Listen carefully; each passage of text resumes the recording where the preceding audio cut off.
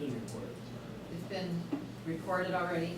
Yeah, again, that's DTE hires Corby Energy as a subcontractor to Okay. repair the lights. It's Okay. been reported for it's just a Okay. matter All of right. once they come back to town. Just wondering about that. And then what about, do we want to have a report sometime on what's going on with the effects to bring us up to speed? At this point, Corp Council has, we have a secondary offer from them, not related to paying any of the back lease payments at this point in time, so unfortunately, the process is just kind of moving along, related to the letter to vacate October 31st. But what's the secondary offer? To purchase the sportsplex itself. Did we talk about that before? No, How much is it? What are they offering? 4.5. And does it have the same?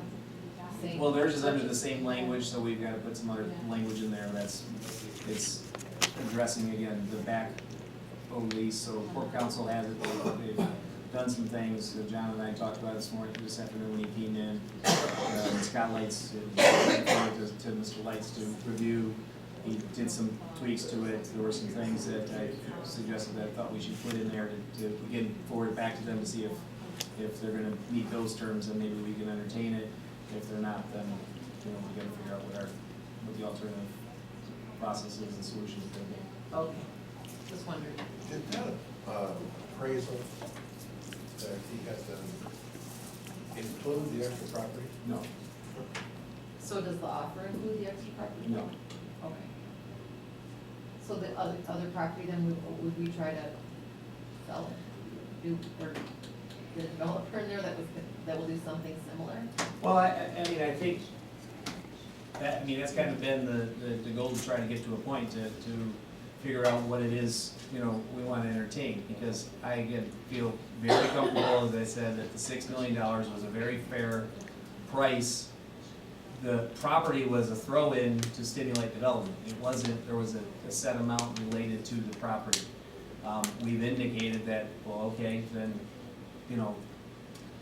finance the property for that amount, and then you still at $6 million. What's the difference? It comes out to be the same. So, obviously, it's just a struggle to, we don't want to get to a point where it's just, hey, we're just giving it away, because this is what they're willing to pay, kind of concept. And, I think it really isn't any different than the discussions that we had, even about the $6 million.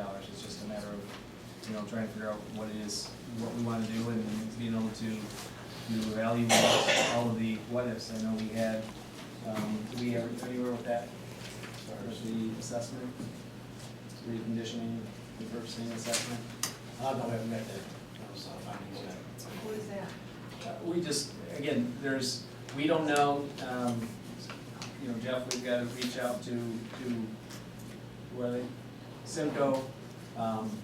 Again, we don't know the condition of the subsoil system, so if we're going to, figure out if we're going to do that, if we're gonna stay in the ice business, if we're gonna try to have to repurpose, or we're gonna, or we look at it and say, we should sell it because, boy, we'd be, crazy not to take this and get what we can and go.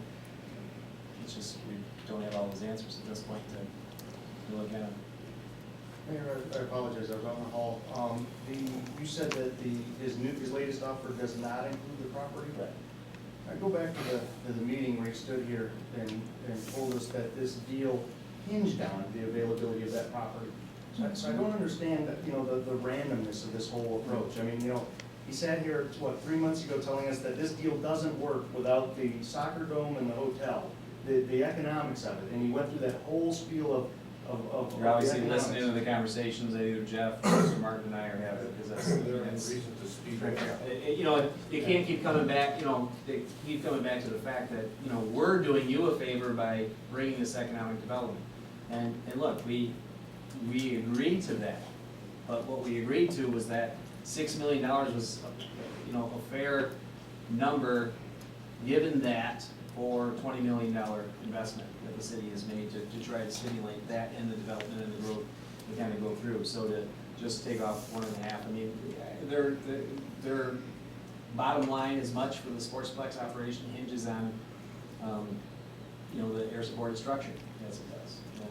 And there's a number of cautions, that I have, expressed. I don't know, you know, where we are, whether they are more proper in closed door setting based on a pending agreement or not, but, you know, obviously, we are sitting here where we have 6 months of unpaid lease payments. Well, that's my next We question. have no indication, you know, of any the offer includes, escrowing that money, yet it hasn't been escrowed out of good faith or anything to that effect. It's Just just, following through on that, how will we take anything he says for Correct. serious?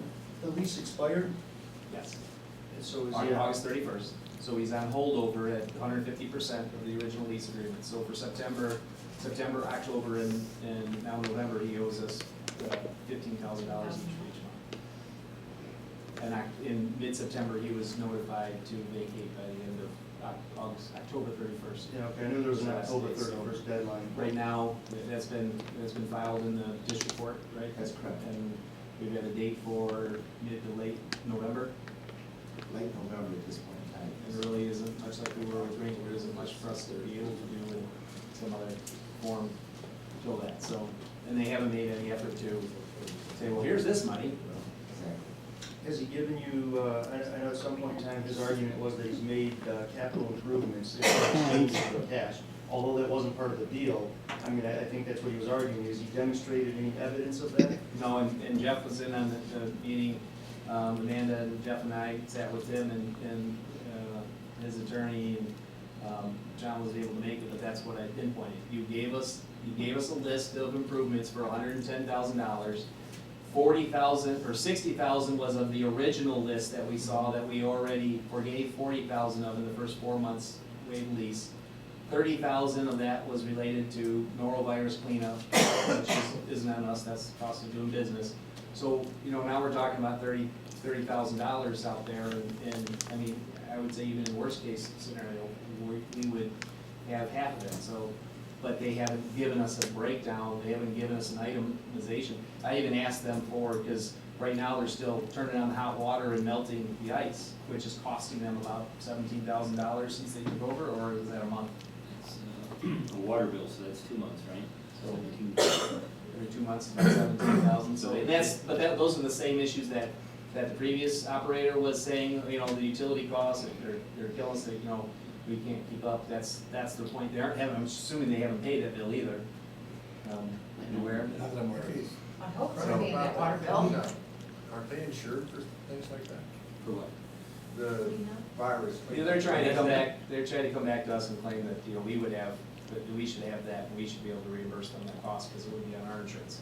But, you know, A lot of those things, Madam Chair, a lot of those different type, like Legionnaire and some of the different viruses that you get from airborne, you have to list it into like a rider in a policy to cover that. It's not in the general P&C property and casualty, unless it's spelled out. And I did a little bit of research. I mean, I'm not the insurance guru, but I have some friends in insurance. I made some calls, and they said, listen, if that's not scheduled out, or if there's not a rider for, you know, airborne pathogens or, you know, airborne disease, then, you know, your general P&C usually doesn't cover that, so.